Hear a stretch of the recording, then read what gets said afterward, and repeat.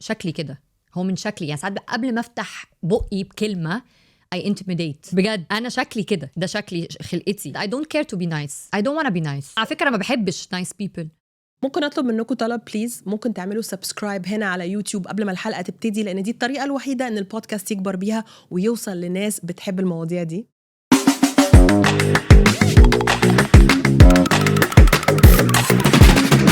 احساس حلو قوي قوي قوي ان دردشه بدون فلتر يرجع بشكل جديد unfiltered ريلونش، مش مع اي حد، مع صاحبتي الانتيم. انا مش هطول كتير، هي عايده جبريل، او انتوا عارفينها ان هي عايده جبريل، بالنسبه لي هي دودي. طب قبل ما اسلم عليكي، ليه جايبه صاحبتها؟ اولا لان هي خطيره، ثانيا لان هي ابتدت تبقى public figure، ففي جزء كبير منكم عارفينها، وثالثا لان احنا قريبين من بعض جدا بس احنا عكس بعض. هي بتقول ان هي bold وراه وانفلترد وبتتكلم في كل حاجه، وهي انتوا عارفينها ايه؟ ان هي الست عندها 39 سنه، ما اتجوزتش وما خلفتش، بس في ابعاد تانية كتير قوي في شخصيتها. دودي finally yes. I'm so happy اخيرا ان انا قاعده معاكي. ايوه فاكره كنا عايزين نعمل الموضوع ده من زمان وما كناش لاقيين الحاجه الصح، بس I'm excited ليكي، واكسايتد اشوف هتطلعي مني ايه. هنشوف. هو انا بطلع منها بالليل على التليفون حاجات كتيره قوي بالزبط. بس المره دي هشوف بقى how unfiltered هتيجي هي في الحقيقه، لان انتوا عرفتوها هي بتتكلم على her love life طبعا على تيك توك، بتتكلم على her journey مع الهيلث and wellness والفتنس وشغلها وكل الكلام ده. فلو انا عايزه العب معاكي لعبه اوكي it's rapid fire questions اوكي طبعا هتبقى من وحي كلامك على التيك توك، عشان هو ده الدخله اللي انت دخلتيها على الناس. اوكي rapid fire questions, are you ready? very much. Unfiltered, here we go. Unfiltered. Okay, ماشي. دودي, how many times، كم مرة حبيتي حبيتي حب بجد؟ حبيت ولا صاحبت؟ حبيتي حب. مرتين. ممكن تحبي حد أصغر منك؟ مش عارفة. سنة سنتين؟ مش عارفة حقيقي. مش ما حصلتش يعني. ممكن تفكروا. طيب أنا مش هعقب على الأسئلة دي لأن هم رابid فاير. أوكي في حاجات أنا عارفاها، في حاجات مش عارفاها. أوكي. بس هنشوف. طيب ممكن يبقى من غير دين؟ تحبي حد من غير دين؟ لا. من ممكن يبقى أجنبي؟ أجنبي غير عربي؟ أوكي. طب لو أكبر من يعني I prefer I'm sorry بس يعني انتوا بس انتوا جبتوا الكلام ده لنفسكم. طيب اكبر منك مثلا، انت قلتي مش عايزه اصغر منك بس لو اكبر منك قوي يعني 15 20 سنه 20 يعني عنده 60 سنه دلوقتي ماشي اوكي. what is an ick يعني turn off completely مهما كنت احسن بني ادم في العالم، لو فيك الحاجه دي no يبقى ضايع، يبقى تايه، مش عارف هو مين. اوكي ضايع او تايه. ممكن تحبي حد بتشتغلي معاه؟ ممكن تتعرفي على حد اونلاين، يعني اونلاين ديتنج بقى والابس والكلام ده. اوكي. sexting and flirting yes or no؟ بحبها بس ما بعرفش ببقى نفسي يعني بحبها بس نفسي اتعلم اعملها من غير ما ابعتلك الاول. اوكي هي اللي قالت التصريح ده ان هي فعلا في مسجز بتجيلها احنا بنقعد نفكفك هنعمل فيهم ايه مع بعض. ودلوقتي في شات جي بي تي سو اتس ايزي. بتقولي سكسك معايا قولي اعمل ايه، اقول ايه يعني بس بحبها. one night stands yes or no؟ لا. sex before marriage with or against؟ with or against مش عارفة فعلا يعني I'm not with or against بصراحة.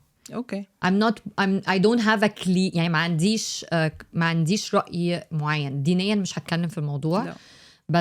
بس لو رأي عايدة ما عنديش رأي معين، ما اعرفش حسب which is fair enough، لأن أنا لو كنت سألتها السؤال ده من 20 سنة كان هيبقى ليها متهيألي رأي تاني. طيب ما أنا كنت حاسة إن أنتي مش هيبقى عندك إجابة عشان على الحتة دي، عشان كده أنا عايزة أسألك لو بنقول sex before marriage yes or no وأنتي قلتي معرفش، so definition بتاع sex هنا هل هو sex ولا أي حاجة physical to you؟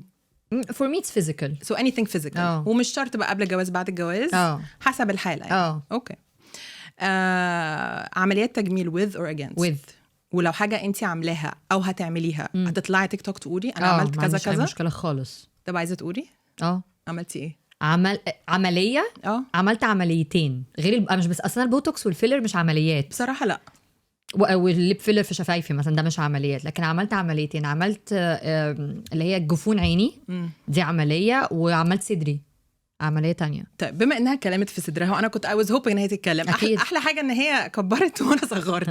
بس من كام اسبوع يا عايدة يا جبريل كنا قاعدين بنتعشى وبنتكلم وجات كلمة فاكرة صدر، انت قلتي ايه صدر ليه احنا ليه لسه الحته دي مش بنتكلم عليها اوت اند اباوت مع اننا بنسجل اهو بنتكلم؟ لا I think بصي مش هنضحك على بعض في لما بنبقى قاعدين في مكان عام عام مول يعني مش هبقى عايزه اقول كلمه صدر مثلا، مش هبقى عشان سيمبلي اول ما بتقولي كلمه صدر اول حاجه حد هيسمعك هيروح بص على صدرك. هو ده اللي بيحصل، هو ده بجد واقع. هو بيبقى مش فاهم انت بتتكلمي على ايه او هي مش فاهمه بتتكلمي على ايه، فانت بتجرابي اتنشن للكلمه اللي اتقالت. فبالنسبه لي بتبقى شويه حاجه awkward انك انتوا بتبصوا هنا ليه. وانا بس انت مش حاسه ان الطريقه اللي بتلبسي بيها which is by the way beautiful الطريقه اللي بتلبسي بيها and how you carry yourself انت اصلا you're inviting الناس رجاله وستات هم يبصوا؟ لا صدقي بجد انا عمري ما عندي الاحساس ده. يعني انا عارفه ان يمكن كلامي مش ناس بالنسبه لهم او مش هقول ناس لان بصراحه مش كل الناس، في جروب من الناس ممكن يختلف معايا، بس انا في لبسي مهما يكون ايه هو انا وانا بلبس مش ببقى بفكر الناس دي هتبص فين.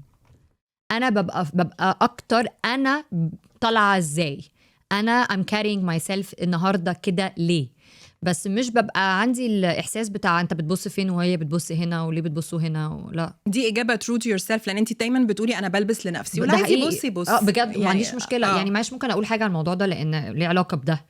انا مثلا مش مع الناس خالص، انا مش ضد برضو عشان ما الناس بتفكرش ان انا ضد، بس انا مش مع الربطة التيشيرت على البنطلون وانتي في الجيم دي. مش بفهم يعني مش بفهم ليه بنعمل كده كبنات. ربطة اللي هي على الوسط الهوديز عشان هي مش عايزه يعني من ورا يبان جسمها متفصل ازاي. ممكن محجبه، انا مش بدافع. لا ما البسي سويتشيرت طويله ما عنديش مشكله برضو عادي، ما حقك اكيد لو انتي محجبه. بس لو انتي لابسه لبس الرياضه العادي اللاجينجز وتوب ولا وات ايفر، هو ليه انتي اللي رابطه؟ مش فاهمه رابطه ليه يعني. بس انا معاكي، انا فاهمه قصدي رابطه ايه ليه ايه اللي مضايقك ان انت لابسه بنطلون؟ ما هو طبيعي ده بنطلون وده جسمك، وطبيعي هو عنده جسم زيك على فكره يعني. اعتقد ان في ناس، انا مبسوطه ان انت جبتي الموضوع ده لان انا ساعات ببقى واقفه في الجيم وشايفه مثلا الناس بتتحرك بطريقه معينه وعينك ممكن تيجي في منطقه حساسه تلاقي نفسك مش عارفه انت تبصي مين، فممكن البني ادم ده حاسس انا مش عايز عين تيجي انا معاكي بس طول الجيم لا يعني ما اعرفش بحس انه ليه بنات بتعملوا كده؟ في ايه؟ ما تلبسي اللي انت عايزاه. انت حره، البسي بنطلون واسع، مش بقولك البسي لاجينجز، بس لو انت قررتي تنزلي لابسه لاجينجز رابطه ليه على وسطك حاجه؟ مش فاهمه ايه الغلط في الموضوع. ما يبصوا، اللي يبص ما انت بتبصي على فكره.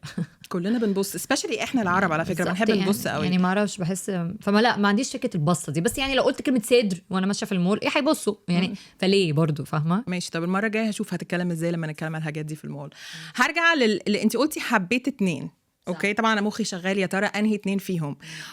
ممكن تقولي مثلا ان واحد فيهم هو ده the one that got away اللي هو فلت مني لا. يا ريته رجع. لا ولا واحد. اوكي ولا واحد ولا مع كل لا بس بجد مع كل احترامي لان هم بصراحه كلهم ناس محترمه بس ولا واحد لا. بس I fell in love with them. عايزه تخلفي نفسك تبقي بحب قوي الامومه وبحب قوي الاحساس الامومه، مش فارق معايا خلف. بس عايزه تبقي بشكل اخر يعني مثلا تبني. انا بحس اني بصراحه يعني يمكن تتحكي بس انا لا انا ما اضحكش، انا عارفه يعني ان هي انت التيا بنت مش اخوكي. بس تيا، انا بحس الام ساعات حتى معاكم، بحس انا عندي حته الامومه يعني عندي شويه الامومه البروتكتيف اللي فاهمه لو حاجه بحب انصح بحب ادي يعني عندي ممكن حتى التيم بتاعي يتريق عليا بعدين، بس حتى مع التيم بحس اني شويه بمارس نوع من الامومه، فبحس ان انا اصلا انا بجد بحس اني ما بحسش ان هي اجابه ذهبيه بس مش رابid fire questions خالص. بس هو ده اللي بيحصل. بس انا بحس بحس اني وطبعا مع تيا اللي هي بنت كريم بنت اخويا. وهل بفكر في التبني؟ كنت قوي زمان حتى قبل ما تم 40. انا عارفه ده حلم من زمان حقيقي، بس I think حلمي بيكبر. احساسي اني ممكن ما بقاش عايزه اتبنى شخص يعني بيبي دلوقتي، بس definitely في حاجه ليها علاقه بهذا الموضوع عايزه اعمله في حياتي. تعقيبا بقى على حته انا مش عارفه عايزه ابقى بمعنى الكلمه ولا لا، لان انا حاسه ان علاقاتي كلها فيها امومه وانت فعلا عندك الحته الجيفنج دي، وان انت كمان عندك تيا بنت اختك. وموضوع التبني مش كلير يس اور نو، بس موضوع فاكره الاج فريزنج ده كلمنا فيه كتير قوي. وناس كتير تيجي تقولك يلا اعمليه. طبعا هم تطفل جامد جدا، بس انت ليكي راي واضح وصريح في الحته دي وكلمت فيه على تيك توك. يعني انا مش بتضايق يعني قصدي لما انت هتعرفي رايي ولا ده رابط لا قولي يعني ولا مع ولا ضد اذا ما انت عايز مع ولا ضد ان جنرال. انا ولا مع ولا ضد، بس ليا انا ضد، ليا انا كعايده يبقى ضد. لا بس لا لما معاكي انت ضد خلاص معي انا ضد بس لو حد جه قال لي انا هعمله بسابورت. لو في حاجه يا دودي ممكن، انا مش قادره اقول لك عايده معلش انت هتبقي دودي عادي جدا يعني صعب قوي عايده، لو في حاجه ترجعي كده يوم او ميموري او بني ادم او حاجه حصلت وعندك حاجه كده زي فاهمه قلم سحري ممكن تمسحيها، هتمسحي حاجه ايه هي؟ حاجه مش حباها في حاجه مش حباها حاجه حصلت حاجه حصلت مش حباها. عندي حاجه يعني I think كل مره كنت بدي انسان فرصه تانية والإنسان ده ولد أو بنت بيعاملني بنفس الطريقة اللي أنا مش حباها. يعني أي حد اديته فرصة أكتر من مرة واديته الفرصة إنه يعاملني معاملة أنا مش حباها بس كنت أنا السبب عشان اديته الفرصة دي. فاهمة قصدي؟ احنا مش بنتكلم في علاقات بس لا حب، حتى ولاد وبنات، علاقات ان جنرال كل علاقات أي حد ولد وبنت. يعني أكتر حاجات مش بعرف أنساها ان ازاي سمحتي لنفسك يا عايدة تدي لهذا الانسان اكتر من فرصة وانتي عارفة ان probably التصرف هيكون هو ومش تصرف انتي حباه وكملتي مع الموضوع، مع انك انت مش الشخص اللي بيندم على اي حاجة، فليه ندمانة وممكن تحبي ترجعي؟ مش ندمانة بس كنت حاسة اللي هو لا I wish ان انا ما كنتش عملت كده يعني more of like I could have done it differently. ضيعت لي وقتي او ايه او هي برضه عشان نتكلم عشان هي مش بس علاقات. ايوه انت يعني البني ادم يعني. طيب لما اقول كتاب، في كتاب معين بيجي في مخك؟ في كتاب واحد، في كذا كتاب انا بالنسبه لي من احلى الكتب، بس الكتاب اللي انا بموت فيه ودايما بنصح بيه اسمه Imagine It Forward which is self-help. لا it's actually related to business يعني yes بس اكتر شغل وبزنس وليدرشيب ومايند سيت وكده، بحبه قوي. لما اقول اغنيه واحده في مخك؟ اغنيه واحده في مخي هو اكيد حاجه عمرو دياب. اكيد يا جماعه it goes without saying. اغنيه قصاد عيني. اوكي. فيلم واحد بس؟ فيلم he's not into you. من الاخر كده he's just not into you. طب عمرك لعبتي كيس ماري كيل؟ لا. اللي هو هديكي 3 أسامي هتنقي واحد منهم you would kiss. واحد هتتجوزيه، واحد هتبوسيه، واحد تتجوزيه، واحد تقتليه. اوكي. مش هديكي ناس عرب ولا هديكي ناس نعرفهم، هدي ناس celebrities. في ابويا ممكن يتفرج على لا هدي ناس celebrities. ماشي. هديكي إيلون ماسك، هديكي ديفيد بيكهام. اوكي. بحاول اديها ناس كده انا عارفه هي هتفكر ازاي. وهديكي جورج كلوني. كيس ماري كيل. So marry جورج كلوني. اوكي. كيس ديفيد بيكهام. الكل إيلون ماسك. اوكي واضحه قوي دي. طيب دودي حلو. الرابid fire questions زي ما انا تخيلت مشوا شويه ابطا عشان في حاجات كتير، بس I wanted to clear اسئله كتير او مواضيع كتير انت اتكلمتي عليها على تيك توك او ما اتكلمتيش عليها او ممكن ناس كانت بتتخيلها عليكي او عايز تسالك عليها. اوكي. بس بما اننا هنتكلم شويه على تيك توك، بتحسي انه ممكن يبقى في ايمج معينه الناس واخدينها عليكي على تيك توك بس هي ابعد ما تكون من الحقيقه؟ يعني هما شايفين حاجه بس تسألهم ايه يا جماعه؟ ايه ده؟ مره واحد كتب لي كومنت بصراحه ضحكتني، هي مش حلوه هي بولينج بس قعدت اضحك وحسيت ان probably ده الامبريشن اللي الناس واخداه عني. كان باعت لي كومنت بيقول لي ازيك يا انسه حنفي، مسترجله ليه في كل كومنتاتك، يعني مسترجله ليه في كل فيديوهاتك، ليه دايما بتزقي ان ليه دايما انت عايزه توري ان انت masculine energy يعني masculine in the way you think، ليه دايما عايزه الستات تبقى ضد الرجاله. حتى عملت فيديو ان انا فعلا بجد مش بكره الرجاله، انا بالعكس بحبهم قوي. عندي الاحساس ان في ناس واخده الامبريشن ان انا عايزه ابقى مسترجله او ان انا ما عنديش انوثه او ان انا عايزه اوري الامبريشن بتاع الست القويه اكنها مسترجله which is the complete opposite of what I'm trying to do. بس دوزي انتي في حياتك in general في حياتك مع أصحابك أو في شغلك أو على تيك توك في مسجز معينة كده بتتبعت، ممكن تكوني انتي بتحاولي تبعتيها بس واحدة منهم هي دي اللي هو أنا الست القوية المستقوية، أنا مسترجلة، أنا مش عايزاكوا أصلا، أنا هدوس عليكوا بالجزمة. لا وكمان إيه أنا هقولهم وانتي قولي لي مين منهم صح ومين منهم غلط بمنظورك انتي الخاص اللي هو ده انتي، بس الناس شايفة كده، شايفة إن هي too much. She's aggressive.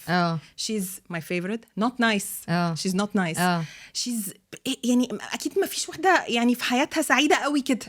يعني إيه المنظر ده؟ ما تقولي لي الحقيقة. مين من دول صح؟ إن أنا طول النهار سعيدة. I think أنا مش طول النهار سعيدة. ده الغلط. لا ده الحاجة الغلط. قصدي كده صح. يعني أنا يعني لا طبعا أنا مش أنا العكس، يعني أنا فعلا مش طول النهار سعيدة. I struggle a lot بأن أنا أحاول أبقى دايما أدور على سعادتي في يومي، ودايما وعلى فكرة وبتكلم في الموضوع ده أنا definition of سعادة اتغيرت عندي. المعنى السعادة اللي كنت بدور عليه أو معنى مفهوم السعادة اتغير عندي، ولكن انا مش طول النهار بوزيتيف، ومش طول النهار عندي تشجيع، وساعات بتجيلي خيبات امل، وساعات بتعب، وساعات بيبقى ما عنديش امل في حاجه معينه، مش زي الفيديوهات اللي بعملها كل. وده اللي انا على فكره انا اتكلمت برضو في الموضوع ده، عشان زي ما انت قلتي امبريشن متاخد. هو اللي انا بتكلم فيه وبقوله وبوريه حقيقي، انا مش بحاول امثل، بس هو جزء من الحقيقه. برافو عليك. لكن الجزء التاني من الحقيقه هو ده اللي هم مش بيشوفوه على تيك توك probably، بس هو موجود في حياتي قوي يعني، وبعيشه كتير قوي، مش لحظات، لا هو ايام وشهور انا عارفه جدا. بالظبط. انا عارفه بس لا، بس بعيدا عن السعاده، الست القويه دي اللي هي مثلا ممكن حد يبص على تيك توك كده اللي هو طب يعني انت بتقولي ان انت بتدوري على الحب، او مش بتدوري، منفتحه على الحب، او لسه ما عندكي، بس كل الانرجي اللي انت بتحطيها دي مش بتحسي ان هي ممكن تطفش الرجاله او تو ماتش على راجل، او يو ار again الكلمات اللي بتستخدم كتير في حياتك قدامك اللي هو في الشغل intimidating aggressive harsh not nice too much. مين من دول انت ممكن تاخديهم وتقولي I own it، انا فعلا دي I'm an intimidator person ده for sure. I intimidate at work and in real life 100%. وممكن اقول لك حاجه، ساعات بحس، وما تضحكيش عليا بس يا جماعه بجد بحس الموضوع ده، ساعات بحس انه شكلي كده، هو من شكلي يعني. ساعات قبل ما افتح بقي بكلمه I intimidate. بس انت عارفه ده له اسم، ده resting bitch face بجد. يبقى انا عندي هو RBF. ايه انا RBF. شكلي يا جماعه RBF، ما كنتش اعرف. حاسه ان ده هيطلع كونتنت في الاسبوع الجاي، بس عندي RBF. انا RBF بجد. انا مش يعني انت عارفه يعني انا شكلي كده، ده شكلي خلقتي، مش بس الاكسبريشنز. لما بتفتحي بقك كمان البكابورت بيطلع. لا بس انا قلت لك الموضوع ده قبل كده. I don't care to be nice. I don't want to be nice. انا عمري ما كنت عشان كده I own it بس انا I don't want to change it. لكن انا I don't want to be intimidating يعني that's the difference. يمكن عشان كده بقول لك intimidating اكتر. انا عارفه اني ممكن ناس تقلق مني او تحس اللي هو ايه ده في ايه، مش عايزه اقرب. على فكره مش بس رجاله، اكيد ده بنات ورجاله واصحاب وعيله، ودي حاجه انا مش بحبها. دي اللي انا ما بحبهاش، دي انا متاكده منها بس ما بحبهاش، لان ده مش هدفي في اي حاجه بعملها، ولا مع الناس ولا مع صحابي ولا مع شغلي. بس هي جزء مني، فاهمه قصدي؟ بحاول لما احس انه تو ماتش اغيره، بحاول اقول يا جماعه فكره ان النهارده جايه بنيه الحب والسلام وانا مش كده خالص، فاهمه؟ لما بحسها. ما انت بني ادم and you have your mood swings and لما ممكن لما تبقي مزاجك وحش شويه، عندك البيريود بي ام اس وات ايفر، الدوز بيطلع اعلى شويه، ممكن يبقى بني ادم معصبك بس هو بيطلع معاكي، بيطلع معايا بالظبط. لكن انا مش عايزه ابقى نايس. حاسه ان انا هطلع الجمل دي ورا بعض. شيء يعني في مره كنا قاعدين احنا عدد صحاب وفي واحده قالت لها بجد you're not nice. قالت لها طب واعمل لك ايه؟ انا على فكره ما بحبش nice people. guys I don't. ladies and gentlemen you wanted her unfiltered. هي unfiltered. طب دوزي، انت تيك توك دخل في حياتك من سنه صح، ومن ساعه ما تيك توك دخل وانا حاسه ان في شخص ثالث في علاقتي انا وانتي، لان تيك توك اخدك من علاقاتك. أخدك do you feel it؟ إن هو أخد وقت كتير من يومك، من تفكيرك، من كيانك. هو it is not in a bad way بس هو واخد منك أكنه شخص جديد في حياتك. is it fulfilling؟ أوي إزاي؟ أوي أيتن، لأنه أنا بحس إنه through تيك توك أنا فعلا لقيت my purpose، معرفش هدفي أو غايتي أو معرفش، بس بجد حاسة لأن أنا كان طول عمري وأنا في حياتي عايزة أعمل حاجة مع الناس للناس. يعني كنت دايما بحس الإحساس ده، كنت دايما بحس إن جوايا حاجة عايزة تطلع وما كنتش عارفة إيه هي. وبحس إن مع تيك توك، مع الكونكشنز اللي بعملها مع الناس، مع الأسئلة اللي بتجيلي من الناس بسبب فيديوهات بعملها، إني عارفة كونكت معاهم وعارفة أغير شوية في حياة ناس من تجاربي. أنا عمري ما بعمل حاجة ولا بتكلم في حاجة أنا مش عايشاها أو ما عشتهاش. فدي حاجة برضو أنا بحب أعملها، لأن ببقى عارفة ومتأكدة إني هعرف أوصل تجربتي أو my learnings للناس دي. is it fulfilling؟ لأن بحسها it answered a gap جوايا which was my purpose. بس مش بتحسي ساعات إن أنتي بتحطي معلومات شخصية كتير قوي you tend to زي ما بيقولوا بالانجلش اوفر شير حياتك، شغلك، ناسك، لبسك، حاجه sometimes انت بتوفر شيري حاجات قبل ما تحصل. فاكره مثلا موضوع البيت، احنا يعني الناس عرفت ان انت بتنقلي بيت وافتكروكي اشتريتي بيت قبل ما اصلا غالبا تمضي العقد وتنقلي، قبل ما تقولي لاصحابك. والدليل هو ان انت حاسه بطاقه غريبه في البيت. يا جماعه بجد بتخوفوني. طب بس ايه ده؟ طب ده مش اوفر شيرنج؟ ما بحسش اوفر شيرنج قوي بصراحه، لان to be honest وانت عارفه يعني I select. I'm still very selective.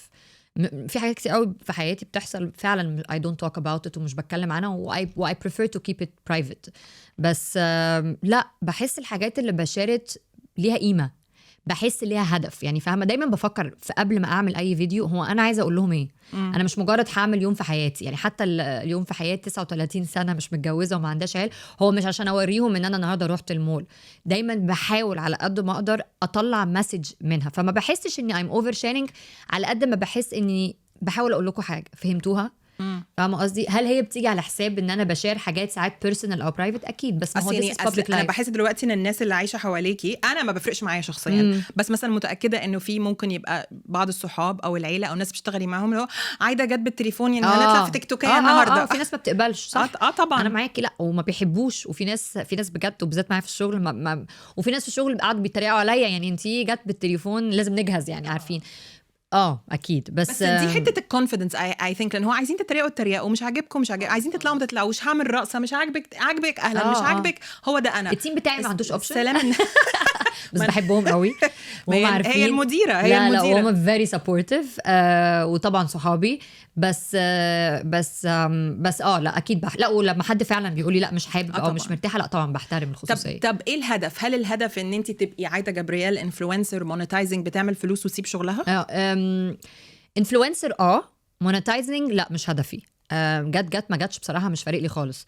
لكن انفلونسر على فكره انا مش ضد كلمه انفلونسر. فاكره زمان لما كانوا يقولوا I'm not an influencer انا content creator، انا بحس لا I am an influencer I'm actually not a content creator. انا ما عنديش ابداع الكونتنت، يعني انا بفتح التليفون وامسك المايك لا عندك ابداع، you are a storyteller of course. بجد ما كنتش عارفه، كنتش بحس اني content creator. لا of course اما انت بتقول لك content ده ومش content creator. لا يعني بحس اكتر انه ساعات بفتح الكاميرا وانا قاعده في بيتي وبتكلم. ما this is the most raw and real kind of content. بس مش اللي هو هجيب الالوان على بعض وما اعرفش، يعني عارفه مش هجيب كونسبت كومبليتلي نيو. لا هو انت يعني لو احنا بنبص لها كفن انت مش فنانه، بس انت عندك حاجه جايه تقوليها. عندي حاجه عايزه اقول اوكي worth sharing يعني 100%.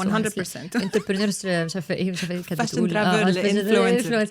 بس is the objective ان انا اعمل فلوس من الموضوع حاليا؟ لا، بس مش ده معناها انه لو ما جات لي فرصه مش هعمل. لا هعمل اكيد، مين هيقول لا؟ صح. بس مش هتسيبي شغلك for now. لا. اوكي. احلى كومنت جاتلك على اي حاجه من الكونتنت اللي عملتيه؟ احلى كومنتس بتجيلي كتير. انتي غيرتي حياتي، من احلى الكومنتس اللي بسمعها في حياتي يعني، والحمد لله بجد انه بتجيلي كتير من بنات مختلفه ومن رجاله. على فكره انا عندي فولورز رجاله وولاد وبحبهم، بحب طريقتهم لان هم very supportive. لما يجوا يقولوا لي لا انتي النهارده غيرتي حياتنا، انتي خليتيني النهارده احب حاجه في حياتي. اوحش كومنت؟ لا مرات شتمت. قالك ايه؟ لا شتيمه قبيحه يعني، ما اقدرش حتى اقولها عيب، يعني عيب عشان حتى احترم ابويا اللي بيتفرج. بس هاي انكل نبيل. كل حد من ولادك كل شويه حد من ولادك يطلع لك في بودكاست يرفي قنابل بالظبط. لا بتشتم جامد، شتيمه قبيحه يعني. لا قولي لي كومنت وحش جارح، مش شرط شتيمه بس جارح. في الكومنتس اجرح كومنتس جات لي اكيد على الفيديوهات بتاعت اللي هي لما بقول انا 39 ومش متجوزه مش عارفه ايه، يقولوا اللي هي الكومنتس اللي بتبقى مثلا يا بايره. في الراجل اللي اخذ الفيديو بتاعك وحطه على برافو عليكي. الراجل في قال حاجه لتمس ومعانس وقرف مش عارفه ايه، بتطلع عقدها على الناس. ليه هطلع عقدي على الناس؟ ليه هبقى معقده؟ وثانيه واحده لو طلعتهم بتتفرج ليه؟ بالظبط. يعني دي الحاجات اللي بتبقى بلوك. طب هبعد على التيك توك عشان بنتكلم عليه كتير قوي. اوكي، لو رجعنا 20 سنه لورا وسالتك نفس الاسئله دي، تفتكري دودي بتاعت من 20 سنة كانت هتجاوب نفس الإجابات دي ولا اتغيرت؟ لا اتغيرت من 5 سنين حتى. اتغيرت as in maturity إن هي كبرت كده وعقلت، ولا في beliefs و values مبادئ من جواها اتغيرت شوية؟ definitely في مبادئ و values جوايا اتغيرت. أنا ما كنتش عارفة نفسي من الآخر يعني. من وأنا 20 سنة I don't think إن أنا كنت عارفة أنا مين، إيه اللي جوايا، أنا هل بحب نفسي، ايه my strength، ايه قوتي، ايه ضعفي. طب ضعفي استغلها لمصلحتي ازاي؟ ايه ضعفك يا دودي؟ ضعفي I think اكتر حاجة بتضعفني هي مشاعري.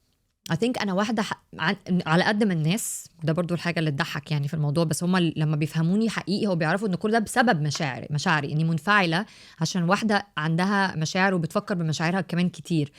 I think مشاعري in general هي نقطة ضعفي. مش من الناس اللي بتعرف تتحكم في مشاعرها. انا عايزه ازود على ده حاجه، انه الناس كلها انا ليا الحق اني اقول ده، لان انا من الاشخاص اللي تعرفها كويس قوي.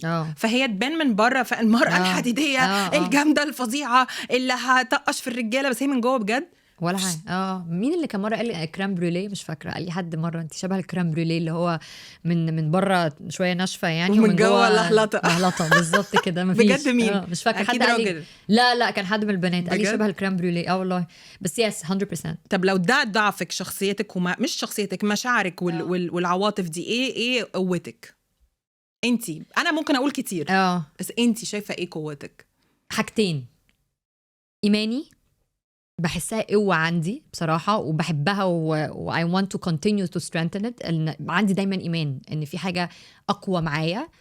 وتاني حاجة resilience. my resilience عندي level of resilience من وجهة نظري يعني عالية. بعرف bounce back، بعرف أكمل، بعرف أخلص. أنا مبسوطة إن أنتي قلتي الكلمة دي. resilience هي مش بس كلمة، هي كلمة بتديفاين دودي لو أنا هقولها بجد، ودي مش مجاملة ولا عشان هي كاتبه لي تاتو ولا جسمها هي فعلا تاتو ولا بتاع، بس انا الجزء ده كان ان انا برجع لورا 20 سنه، والسبب ان انا برجعك لورا 20 سنه ان انا برجعها لوقت كان صعب في حياتها. انا مش هخش في التفاصيل، مع ان اخوها اللي هو كريم جابرييل هاي كي جي دخل في التفاصيل. اخوكي من شهرين طلع في بودكاست، ويعني زي ما بيقولوا كده هي اير ذا ديرتي لاندري بتاعت العيله كلها. حرام. لا ما كانش شويه بس بجد ما كانش قصده، بس اتس اوكي هو عمل كده. وطبعا ده كان فيه اللي حصل ان الناس حبتكوا اكتر انتي وهو، وعشان اتكلم بصراحه، بس طبعا it came with emotions يمكن تقيله شويه لانه دخل في وقت كان صعب جدا في حياتكم. هل هو اخد permission منك ان هو يتكلم في الحاجات دي لان هو جاب سيرتك؟ لا بصراحة لا، بس أنا لما اتفرجت على الفيديو بتاعه أو البودكاست بتاعه ما حسيتش بأي حاجة غير الفخر. حسيت فخر بيه وحبيته اكتشلي. هو أثر فيا كريم بكلامه، وانا وكريم علاقتنا بقت بجد اكتر اقوى من اي وقت مر يعني علاقتنا كأخ واخت، مع ان احنا ما كناش كده زمان.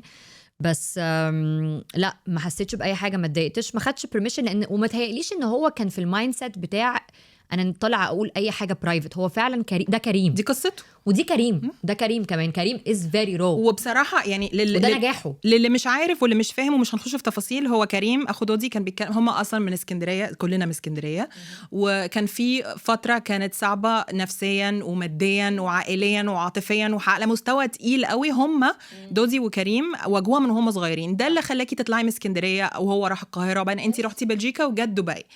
طيب لو ما كانش هو دخل اتكلم في الحاجات دي كلها بشويه تفاصيل، ممكن انت كنت تتكلمي فيها، ولا حاسه لا دي من الحاجات اللي انا كنت هخليها في الدرج؟ لا ما كنتش هخليها في الدرج، بس هي ما جاتش مناسبه يعني، فاهمه قصدي؟ بس لا ما كنتش، مش حاجه من الحاجات اللي بتضايقنا احنا حتى كعيله. بالعكس احنا عارفين ان احنا دي قوتنا، احنا قوتنا ان احنا عيله متماسكه، عيله بتحب بعض، عيله بتحترم بعض. ما شاء الله. ما تقولوش عليا بليز. لا اهو.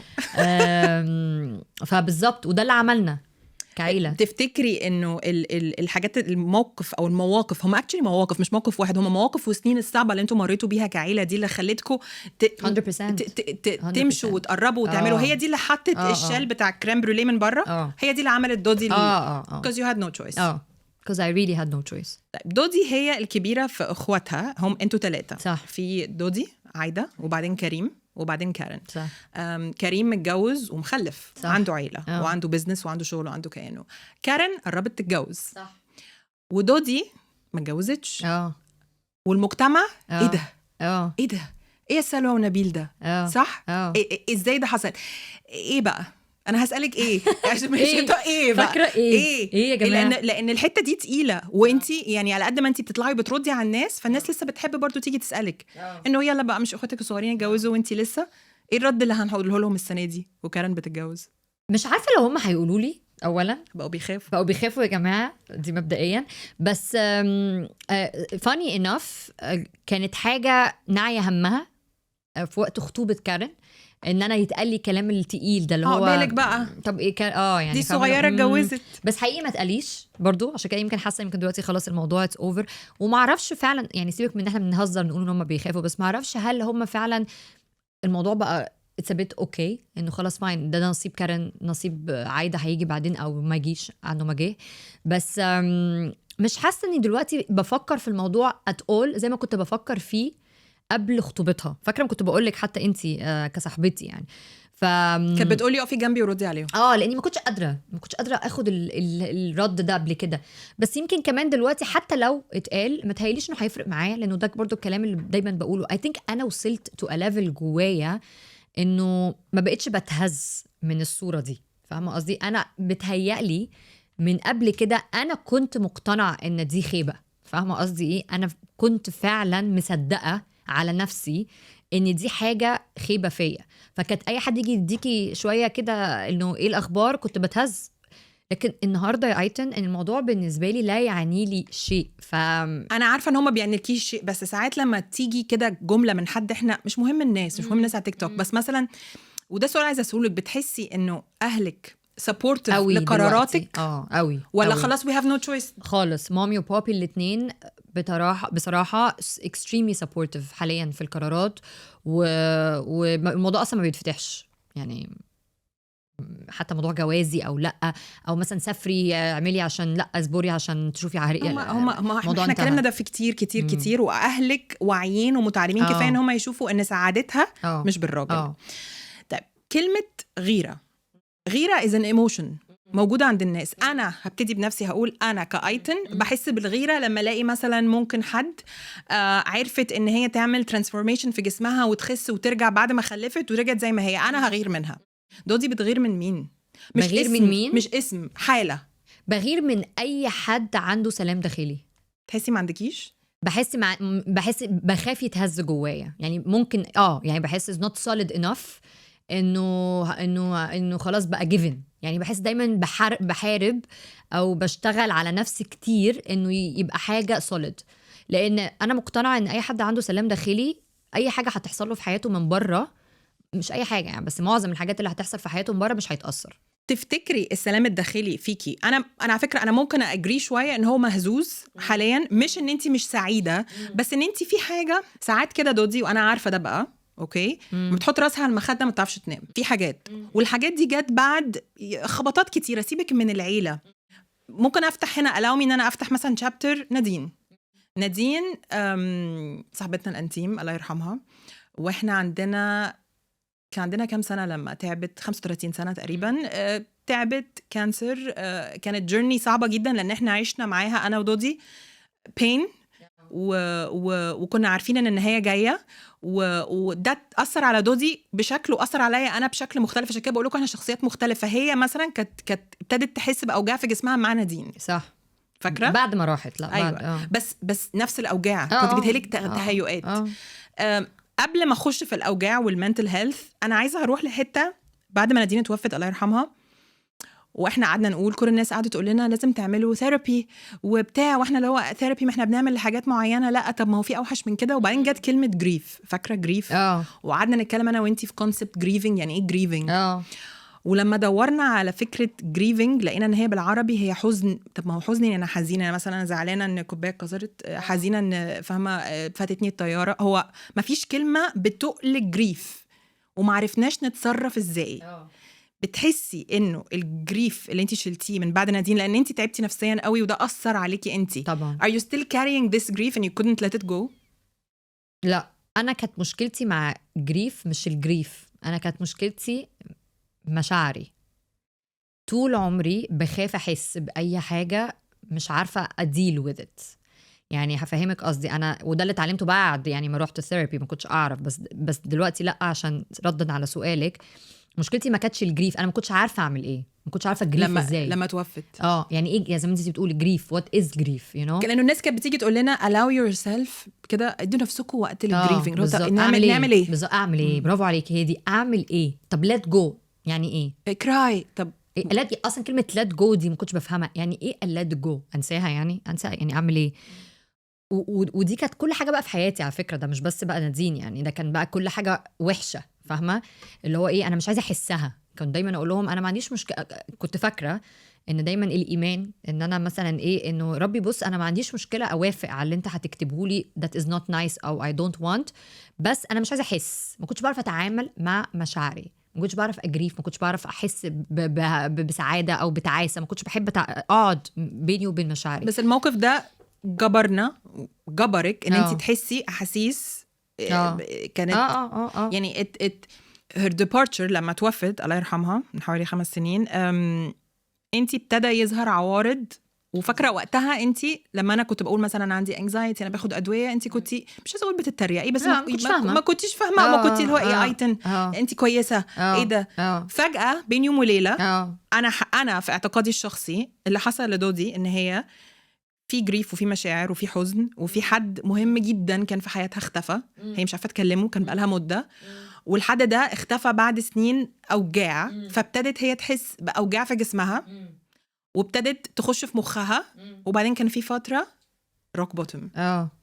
عيد. انا مش عايزه اختك هناك، بس بحس انه ده جزء انت مش بتوريه وانا كصاحبتك انا فخوره بيكي جدا ان انت وقعتي. طبعا. and you admitted ان دي انا فاكره كلمتني مره في التليفون قالت لي هي دي anxiety صح؟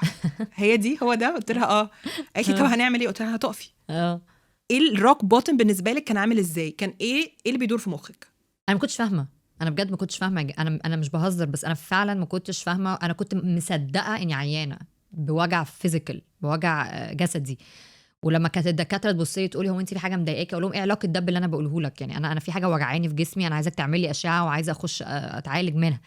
والدكاتره كلها كانت مجمعه ان انت معلش اهدي، روحي لدكتور نفساني. وانا كان هو دكتور نفساني ليه؟ انا كويسه، انا كويسه قوي، انا مش مجنونه خالص. بالظبط، انا كويسه قوي. يعني كمان لما رحت وابتديت افهم ان في حاجه اسمها anxiety، واكتشفت بعد كده انه ده حاجه disorder يعني كان عندي، وابتديت اتعالج بدواء وكده. الاحاسيس اللي بقت تجيلي، الاحساس الخوف، الوجع البطن اللي هو بترعشي من كتر ما انت مش فاهمه بترعشي من ايه، وجع في الراس مش عارفه تنامي، فاللي هو ماما تعالي اقعدي جنبي عشان انام زي الاطفال وتطبطبي على راسي. في كان حاجات عمري ما حسيتها في حياتي. ساعات مش عارفه امشي لان ما عنديش بالانس، مش عارفه ابلع وانا باكل، حاجات كده اللي هو ايه ده. وان كل ده سبب anxiety. it was a shock بالنسبه لي ان ممكن حاجه عقلانيه تسبب الاذى ده لانسان. فاهمه قصدي ايه؟ ما كنتش اتخيل. انا طول عمري عارفه حاجه من الاثنين، يا اما انت واحده مكتئبه وديبريست، يا اما انت مجنونه. يعني فاهمه اللي في النص ده انا ما اعرفوش. فدي كانت بالنسبه لي صدمه عمري، ان ممكن مخك فعلا يتعب to an extent انه يبتدي ياثر على حياتك، يضحك عليكي. بالظبط عليكي ويضحك عليكي. وبعدين اكتشفت انه لا، ايه ده هو كتير قوي على فكره، ده الموضوع منتشر. يعني بعد كده اكتشفت انه لا، هو بيجي الناس بطرق مختلفه ليكي او لغيرك. يعني مش بس انت كمان في ناس اكتشفنا ان بيجالها، وان الموضوع مش هزار. يعني فاهمه قصدي ايه؟ وياس الموضوع بالنسبه لي اتعرف من نادين. ولما قعدت مع الدكتوره بتاعتي قالت لي هو مش نادين بس اللي سبب ده، هو انت كوبايه اتمليتي للاخرك. يعني obviously الموضوع جاي من ورا. يعني فاهمه قصدي ايه؟ فانت جايه من ورا خالص وقاعده بتكبي وانت مش فاهمه ومش مستوعبه، ففي الاخر خلاص انفجرتي. يعني هي اتأثرت دلوقتي بتاعي. انا اتأثرت وفي مخي بقول بجد هو احنا نرجع لفتره كانت صعبه، وانا فاكره احساسك فاكره احساسي وفاكره ان احنا الاثنين اللي هو بجد انا عايزه اكلم نادين، انا عايزه احكي لها على اللي بيحصل، انا عايزه احكي لها احنا وصلنا لايه. فمش باخد من كلامك دلوقتي، بس انا وانتي بتوصفي انا افتكرت الاحساس ده. وعارفه ايه الفكره اللي جت في مخي؟ يا ربي ما يحصلكيش كده تاني. هل هي مش عارفه تنام عشان هي خايفه ده يحصل تاني؟ ايوه فاهم. سؤال، هل انتي خايفه ده يحصل تاني؟ لا مش خايفه، لان بقيت عارفاها، بقيت عارفه اتعامل معاها. يعني بقعد اقول لمخي مثلا انت دلوقتي بتهبلي، انت دلوقتي بتقولي كذا، هو الموضوع اصلا كله فشوش. بقيت بعرف اتملك مشاعري. لكن لما بكلمك على السوليد راحه البال، لسه very much بخاف من العيا. يعني من ضمن الحاجات اللي بتقلقني في حياتي اني اعيا بجد. يعني فاهمه قصدي؟ لا هي كميه المرات اللي دودي تكلمني تقولي انا رايحه اعمل MRI، انا رايحه اعمل CT، انا بعمل، انا جالي منوبوز، انا شكلي مش عارفه، انا بيجي لي جلطه، انا رجلي بس كلام كبير وتقيل. وانا ده كان بيخوفني. دلوقتي بقيت اقول يا رب تبقى مره من المرات اللي هي بيجي لها تأيهات، روحي للدكتور يا اعملي التست يا حبيبتي، روحي حللي، روحي اقعدي في المستشفى. بس it's starting to mess with you. وانا معتقده بصراحه allow me to say this انه ده سبب من الاسباب اللي يخليكي مش بتنامي. انا بقلق عليكي ان انت مش بتنامي. ايوه فاهم. لا I think لا، يعني الموضوع مش بنام دلوقتي، ده موضوع البيت، ده موضوع تاني انت عارفاه. بخاف بس. طب بتخافي من ايه؟ لا بخاف من الحرامي يا جماعه، ممكن حرامي يخش عليا. في حراميه يا جماعه، هي دي الست القويه المستقويه. بجد في حراميه في العالم. لا ده موضوع تاني بجد. بس لا مش ده اللي مسبب لي. I think سبب القلق اللي عندي ساعات بيجيلي هو او اكتر let's say my biggest fear continues to be my health. بخاف من العيا. تفتكري انت بتخافي من العيا عشان انت عايشه لوحدك وحاسه بعد الشر لو اي حاجه حصلت لك مفيش حد معايا في البيت؟ لا مش فكره عايشه لوحدي، لا مش دي، بس بحس انه انا معتمده قوي على نفسي اني لو عييت مين هيشيلني. مش مين يعني مامي هتبقى جنبي بس وانا لا، بس مين هيشيل حياتي. فاهمه قصدي؟ مين يعني انا بشتغل وبعيش وعايشه وانا اللي ماشيه، فاهمه، شايله نفسي، انا اللي بزق نفسي، انا اللي بروح اتمرن، انا honestly it's انا وانا يعني. بس فاهمة؟ شايفه مثال للكريم بروليه اللي جامد من بره ده، هو ان انا لما انت دلوقتي اتكلمتي على حاجه كانت صعبه، وقت صعب في حياتك، انا اتاثرت، انا دمعت، انت ما دمعتيش. لا بس انا مش بدمع بسهوله. ما هو ليه؟ ما بتجيش. لا ما بتجيش. طب اكيد بتيجي ساعات. بتيجي بساعات لما احس بظلم لحد مش ليا. لا دودي امتى اخر مره عيطتي؟ اخر مره عيطت مش فاكره فعلا. عياط دموع؟ لا مش فاكره. لا ايه ده بجد مش فاكره. لا في ايه؟ لا هقولك ايه، لا انا مش فاكره بس يعني ازاي مش فاكره؟ لا مش فاكره. طب ايه اللي بيخليكي تعيطي بحرقه من قلبك؟ حاجتين، ما بقولك لما احس ان في حد اتظلم، يعني مثلا لو حاجه حصلت لابويا وامي هعيط. ماشي، بس ليكي انت؟ لا. عمرك ما عيطتي على نفسك؟ لا مش تصعبي على طبعا نفسك. بعيط على نفسي. لا اكيد بعيط على نفسي، بس مش حاجه قريبه، مش دموعي قريبه. انا الموضوع بيقلب معايا لما حاجه بتضايقني على نفسي انجر، اكل، بنيم. لا هي لو متضايقه مش بترد على التليفون. فعلا بكنكن في نفسي. اعتقد ان انا يعني دلوقتي انا عماله اتحاول اتخيل. طبعا انا اساسا اكتر حد عنده جود ميموري في الجروب بتاعنا، وانا الريفرنس في هم حصل ايه في حياتهم، فانا بحاول دلوقتي افتكر هو انا ما عنديش ميموري واحده لدودي بتعيط، بس اعتقد هي كانت في الجنازه. لا جنازه نادين كانت صعبه. انا عندي ايمج انت بتعيطي يوميها، بتعيطي وبرده ساكته. يعني هو ساكته وسيبوني في حالي ومحدش يقرب مني ومحدش يكلمني. لا بس ما قدرتش. يوميها كانت صعبه وبتاع. خلينا نتكلم على التيك توك. لا ما احنا لازم نتكلم كده شويه. بس انت مش خايفه انك تقعي تاني؟ او بلاش ايه اللي بتعمليه؟ لا هنسأل السؤال بطريقه بوزيتيف شويه. ايه الحاجات اللي بتعمليها عشان تمنع الوقعه دي تحصل تاني؟ هل هو مثلا انت شخص حصله ترانسفورميشن جامده قوي من خلال الرياضه والاكل الصحي اكيد بيلعبوا جزء كبير في الصحه الذهنيه اكيد. بس انت لما بتقعي هل مثلا بتقولي لا قومي وروحي الجيم وتمشي وده بيفرق معاكي نفسيا قصدك؟ لا هقولك من الاخر، لا حاجتين بجد. شوكولاته؟ لا غير الشوكولاته ده اكيد. او الاساي. لا حاجتين بجد الثيرابي ساعدني قوي. اول حاجه ثيرابي، ان انا اروح لواحده او لواحد، بس انا بروح لواحده يعني، ان انا اقعد قدامها واقول لها كل مخاوفي وكل افكاري وكل احاسيسي من غير ما احس ان اللي قدامي بيجادج مي، وفجاه هي بتحول كل مخاوفي لحاجه لوجيكال. بالنسبه لي دي بتغير حياتي وبتهديني وبتحسسني بقوه وبتحسسني بامل بجد. يعني انا بالنسبه لي كل ما بقع، كل ما احس اني داخله في الزون بتاع كده، بروح رافعه سماعه التليفون واخده منها ميعاد ورايحه لها. اعتقد بقى جوينج باك لحته واحنا بنتكلم اللي هو لو من 20 سنه سالتك نفس الاسئله دي هتردي ازاي؟ اعتقد انا في وجهه نظري انا كصاحبتك من 20 سنه لو قلت لك انكزايتي تقولي لي اي كلام، ديبريشن اي كلام، جريف اي كلام، ثيرابي اكيد لا. دي جزء كبير في حياتك وماتشوريتي وحاجات اتغيرت. 100% و I recommend it و I talk about it a lot، لاني مش عايزه الناس تقع عشان تروح لها، انا عايزاها تبقى حاجه عاديه في حياتنا. واجان it comes back للكالتشر. معلش مع كل احترامي ليكي وليا وكله، هو احنا ما تربناش ان ده. انا امي عمرها ما راحت، مامي عمرها ما راحت، مع الجيل بتاعهم اكتر ناس مع احترامي محتاجين طبعا. وعلى فكره وهم نفسهم، يعني انا مامي بتقول لي انا عايزه اروح، فاهمه؟ فما كانتش حاجه طبيعيه بنعملها يعني، فاهمه قصدي؟ فلما احنا اضطرينا نعملها بسبب ان عيينا وبتاع، دلوقتي بقت حاجه انا شخصيا ما اقدرش استغنى عنها، عشان احنا بنبص لها بطريقه. انا الجمله اللي بحبها قوي، طب ما هو المخ عضله، هو انت بتروحي الدكتور ركبتك وبطنك وظهرك وودني، مش هروح لدكتور لمخي ليه؟ ليه هستناه يتكسر؟ برافو عليكي. بس بالظبط احلى جمله بتقولها دودي لما تبقى اجرينج معايا جدا. برافو عليكي. برافو عليكي يعني خدتي ختم كده خلاص. طب هنمشي بعيد عن يعني جبنا سيره التيك توك والسنجل لايف والمارج والعيله والبلاد الكتير اللي انت عشتي فيها والمنتل هيلث. سبيكينج اوف البلاد الجديده اللي انت عشتي فيها، دودي جزء كبير من الايدنتيتي بتاعتها بفخر هي المناصب اللي وصلت لها في شغلها. and انت على قد ما انت بتقولي انه مفروض يبقى التايتل بتاعنا في الشغل مش الديفينيشن بتاعنا، بس it is a big part of who you are. It shaped you in a good way. أكيد. It gave you exposure. Yes. ناس، حياة، سفر، وانتي بقالك دلوقتي أكتر من 10 سنين في البيوتي اندستري واللكجوريوس اندستري، براندز وبتاع. في بريشر من الشغل في مكان هو on كده طول الوقت. بس معلش مش فاهمه شو بريشر ايه قصدك؟ بريشر ان لازم يكون شكلي عامل كده، لازم اكون حلوه، لازم اكون رفيعه، لازم اكون جميله. لا مش كده، مش رفيعه وحلوه، بس في بريشر ان لازم تبقي بريزنتبل. يعني لازم تبقي انسانه بريزنتبل at the end of the day. انت ايدنتيتي بتاعت الشركه وايدنتيتي بتاعت البراندات اللي بتشتغلي فيها، فلازم ما ينفعش يبقى شكلك اي كلام. يعني شكلك اي كلام ده مش معناها انك تبقي حلوه واموره ورفيعه، بس تبقي شكلك متهندم، نظيفه، you look good, you are a presentable person.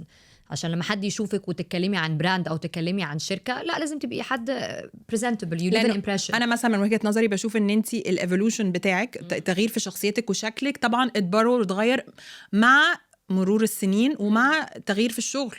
كل ما بتعلي كل ما بتكبري، فكل ما شكلك بيبقى اللي هو مش بريشر بس polished اكتر. فعشان كده بقول البريشر ده جاي is it part of your personal growth ولا عشان انا بشتغل في الاندستري دي؟ لا it's part of my personal growth and I think كل واحد فينا راجل او ست لازم يكون بيفكر في الموضوع ده.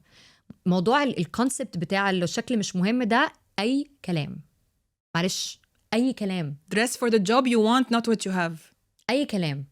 وعلى حظ النقاش ده لسه عامله فيديو على الموضوع ده، لان انا مقتنعه بيه. فاهمه قصدي؟ لما سافرت تركيا، انا عملته في الفيديو قلت كده، كنت مسافره تركيا من كام اسبوع، واول حاجه خلتني احس باي حاجه تجاه تركيا كان شكل تركيا. فاهمه قصدي ايه؟ كان فيرست امبريشن، كانت النظافه بتاعت المطار، كانت المناظر الجميله اللي شفتها في المطار قبل حتى ما اطلع البلد، طريقه الستراكشر بتاعت المطار. فاهمه قصدي؟ الناس المتهندمه اللي واقفه هتستقبلك، والله بقى هم غلسين غتيتين مش حلوين. ده كان لسه اصلا الموضوع، بس the moment my eyes spot كده المكان والنظافه والجمال، حسيت بحاجات مختلفة. لا وبعدين مش لازم يعني نأفور، ما احنا كبني ادمين احنا اصلا بنحكم بالشكل.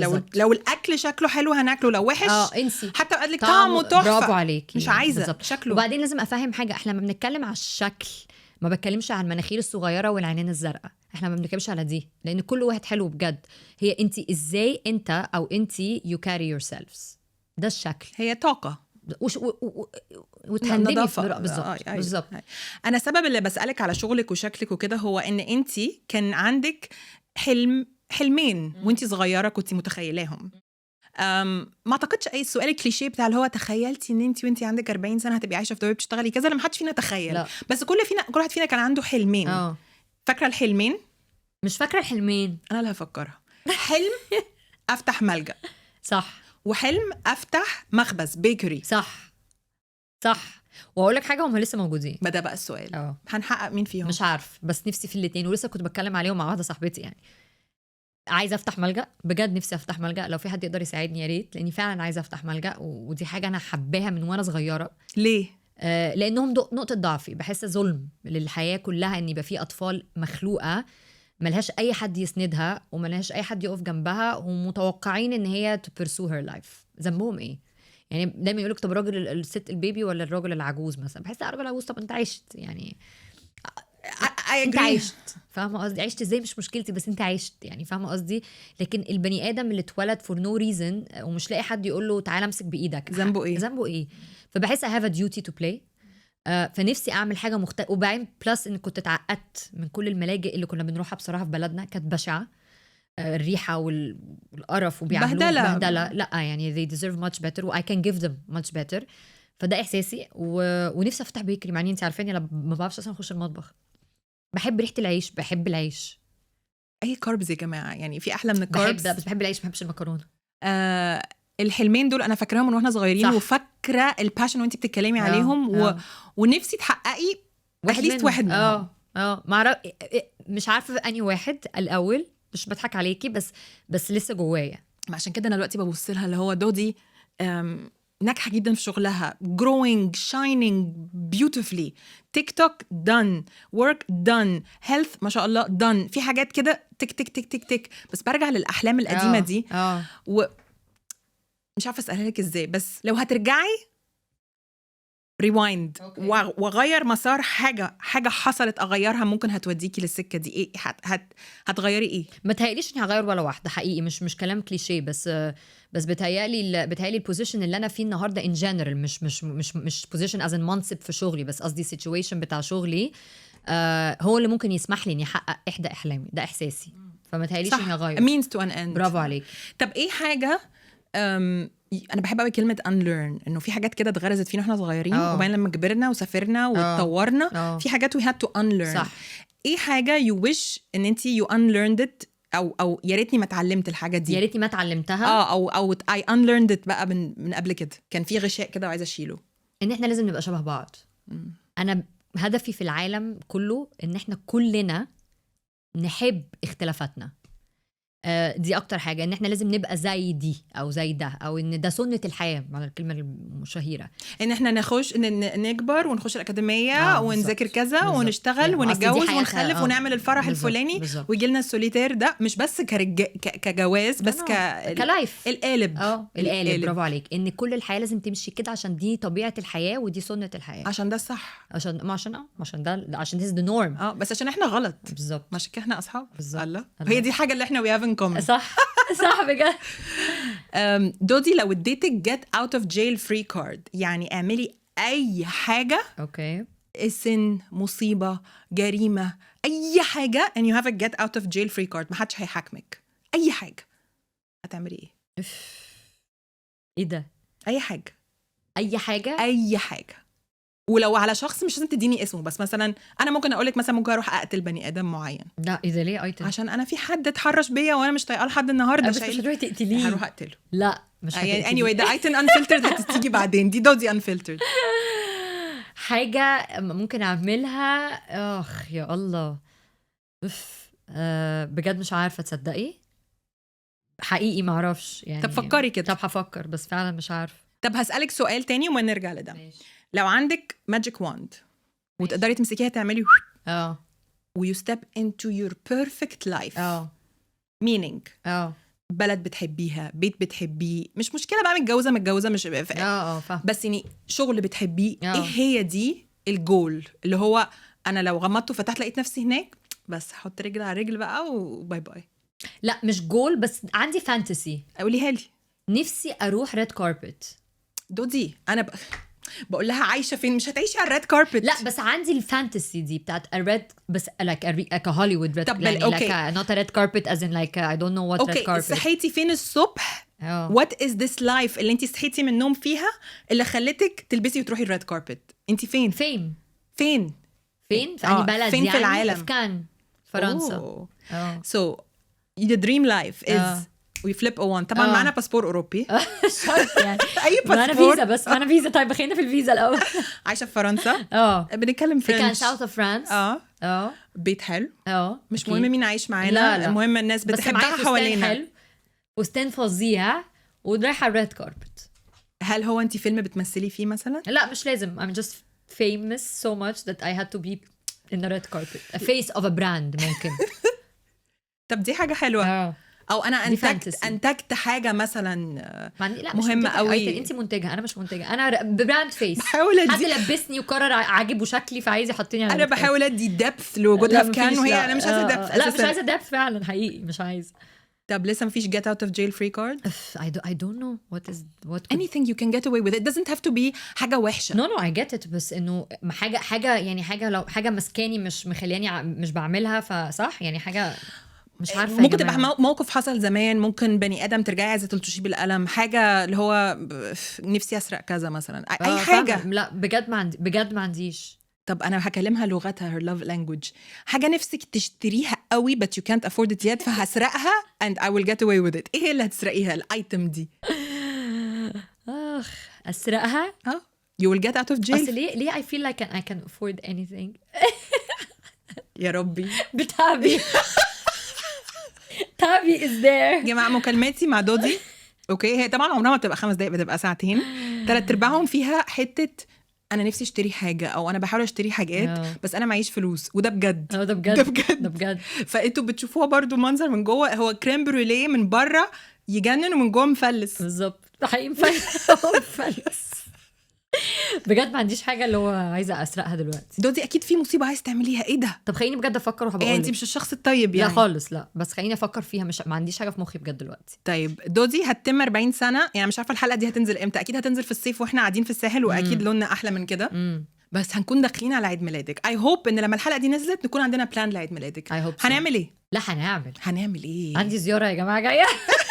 لا بجد هنعمل ما اعرفش بس هنعمل probably هنسافر، لازم نسافر وهنقعد في 7 stars هوتيل في الريد كاربت. فانتوا لازم تحوشوا عشان انا معايا فلوس. انتوا لازم تحوشوا. اهم حاجه ان هي مقتنعه ان هي معاها فلوس. بالظبط، ما اعرفش منين، بس لا هنعمل ان شاء الله هنعمل. I love having you in my life. This is an understatement. يعني أنا بجد جزء كبير من حياتي هو وجودك، وحاسة إنه عيد ميلادك اللي جاي ده هو إن أنا تميت 40 قبليها، بس هي لسه ما كملتش. حاسة إن يعني هتكمل لما هي تخش معايا كده، وحاسة إن إحنا داخلين الحمد لله في تشابتر حلو، في نضج، في فهم، في حب، في راحة نفسية، حتى لو احنا مش عارفين نحط راسنا مخدة وننام طبيعي. ولسه بنصلي خايفين من قطة عدت في الجنينة وحاجات غريبة كده. بس هو في learnings حلوة جدا جدا جدا، وهي يمكن مش عارفة هي هتعمل ايه ما تخشش السجن، بس انا هجيب الإجابة دي يعني whether you like it or not.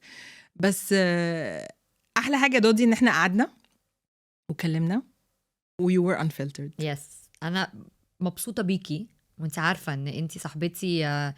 لما نادين راحت، ناس كتير كان بيقولوا لا ما حدش فينا عارف حكمة ربنا، ولغاية دلوقتي ما حدش فينا عارف حكمة ربنا، وما فيش حاجة هتعوضها، وما فيش حاجة هتفهمنا هي راحت ليه. بس if there is one thing I'm grateful for هو ان انا وانتي علاقتنا اتغيرت من ساعتها، ولقينا بعض. I would say زي ما انتي قلتي لقينا بعض. احنا مختلفين زي بجد، احنا مختلفين في حاجات كتير قوي يا جماعة. ما بتعرفش ترقص، انا بحب ارقص. بتعرفش ترقص، بتحبش ترقص. anyway بس بتهيالي علاقتنا solid، مش مبنية على حاجات shallow. فعشان كده علاقة حقيقية وقوية وبتفولفيلمي، يعني بتملاني. فمبسوطة بيكي، ومبسوطة ان انتي كمان ابتديتي تلاقي احلامك، لان انا عارفة ان انتي it took you a while تلاقي حاجة عايزاها بجد وتكملي فيها. و it's my pleasure ان انا قاعدة قدامك. A lot of people would love to be here, so best of luck. I love you. I love you too. I hope this episode pays you off well. هي it is pure friendship و if I'm going to end it on a note، فأنا عايزة أقول إنه friendships بجد بتيجي وتروح، وفي ناس في حياتكم هتفهمكم بشكل محدش هيقدر يفهمه. ولو أنا بقى هروح لحد أصغر مننا أو إحنا وإحنا صغيرين أو واحدة صغيرة هقول لها تمسكي بصاحبتك اللي تكوني قاعدة معاها 100% yourself. صح، هي دي صح، هي دي ان انت تبقي قاعده كده، اي سؤال اي موضوع اي حاجه there is no judgment, there is no fear. أيوه. كل اللي في مخك بيطلع in a safe space. This is it. 100%. I love you. I love you. ايدك